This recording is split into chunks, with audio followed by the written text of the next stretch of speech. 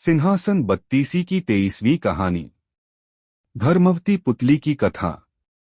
जब राजा भोज एक बार फिर सिंहासन पर बैठने लगे तो 23वीं पुतली धर्मवती वहां आ गई। उसने राजा भोज से कहा कि तुम इस सिंहासन पर बैठने के लायक नहीं हो। मैं तुम्हें राजा विक्रमादित्य की एक गुण के बारे में बताती हूँ। इसके बाद 23वीं पुतली ने कहानी सुनाना शुरू किया।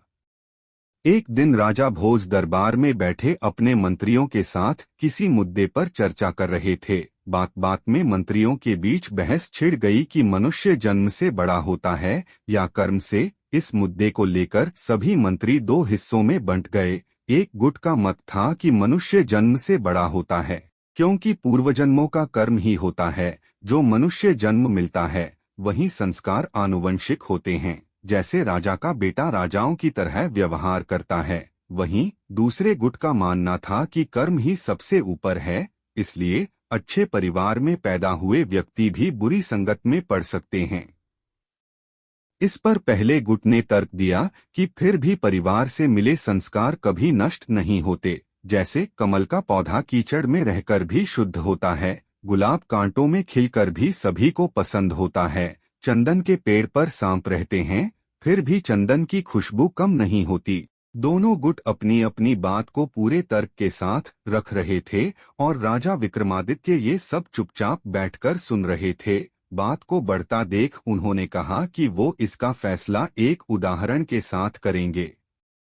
उन्होंने तुरंत आदेश दिया कि जंगल से शेर का बच्चा पकड़कर लाया जाए। राजा का आदेश मिलते ही सैनिक जंगल से शेर का नवजात बच्चा उठाकर ले आए। फिर उन्होंने एक गडरिये को दरबार में बुलाया और उसे शेर का बच्चा देते हुए कहा कि इसे बकरी के बच्चों के साथ पालना। गडरिये की समझ में कुछ नहीं आया, लेकिन राजा के आदेश को न मानना उसके बस में नहीं था, इसलिए शेर के बच्चे को साथ ले गया और बकरियों के साथ पालने लगा।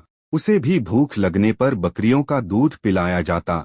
कुछ और बड़ा होने पर वो दूध तो पीता रहा, लेकिन हरी घास और पत्तियों की तरफ देखता भी नहीं।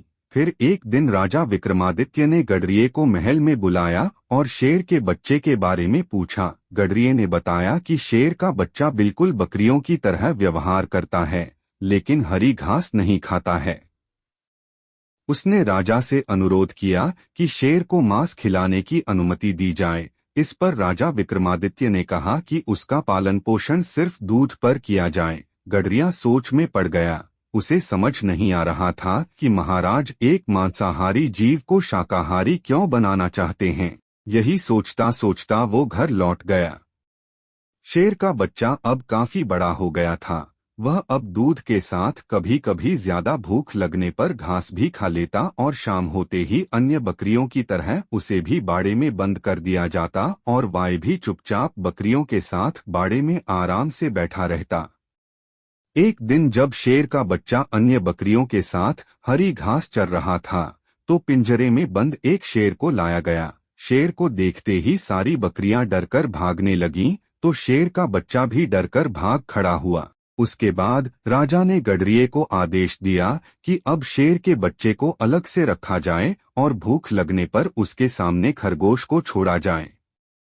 कुछ दिन अलग रहने के बाद शेर का बच्चा दूसरे जानवरों का शिकार करके खाने लगा, लेकिन गडरिये के कहने पर तुरंत बाड़े में आराम से बंद हो जाता।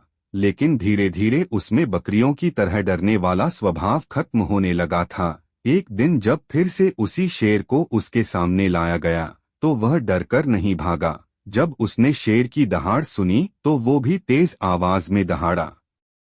ये सब देखने के बाद राजा ने अपने मंत्रियों से कहा कि इंसान का व्यवहार जन्म से उसके साथ होता और जब उसे मौका मिलता है तो खुद से सामने आ जाता है। जैसे इस शेर को बचपन से बकरियों के साथ रखा गया, लेकिन उनसे अलग करते ही इसका असली व्यवहार सभी के सामने आ गया, जबकि उसे किसी ने सिखाया नहीं था। इसलिए मनुष्य का सम्मान भी उसी के कर्म के अनुसार किया जाना चाहिए।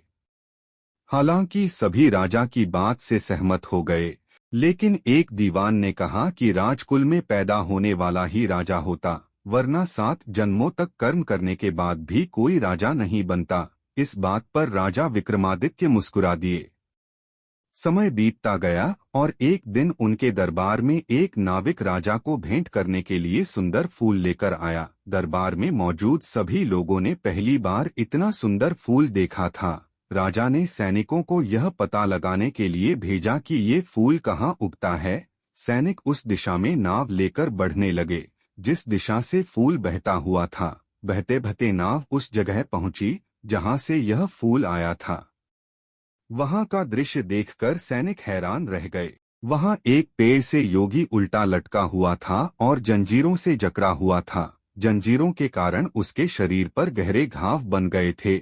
उन घावों से खून टपक रहा था जो नदी में गिरते ही लाल रंग में फूलों में बदल जाता था। वहीं पास में कुछ साधु बैठकर तपस्या कर रहे थे।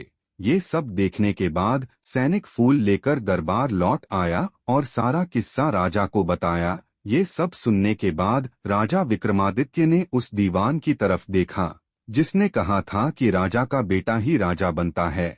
महाराज ने उस दीवान को समझाया कि उस उल्टा लटका योगी मैं हूँ और वहाँ जो सन्यासी थे वो तुम सब दरबारी हो। ये मेरे पूर्वजन्म के कर्म ही हैं जो इस जन्म में राजा हूँ। अब मंत्री को राजा की बात समझ में आ गई। उसने मान लिया कि हमारे पूर्वजन्म के कर्म ही होते हैं जो हमारा अगला जन्म तय करते हैं। कहानी से सीख। बच्चों, यह कहानी हमें सीख देती है कि हमेशा अपना काम पूरी लगन के साथ करना चाहिए। कठिन परिश्रम का फल एक न एक दिन जरूर मिलता है। साथ ही जब हमें सही अवसर मिलता तो हमारा असली व्यक्तित्व सामने आ ही जाता है। आगे की कहानी दूसरी वीडियो में देखेंगे। ऐसी ही मजेदार वीडियो देखने के लिए हमारे चैनल को सब्सक्राइब करें।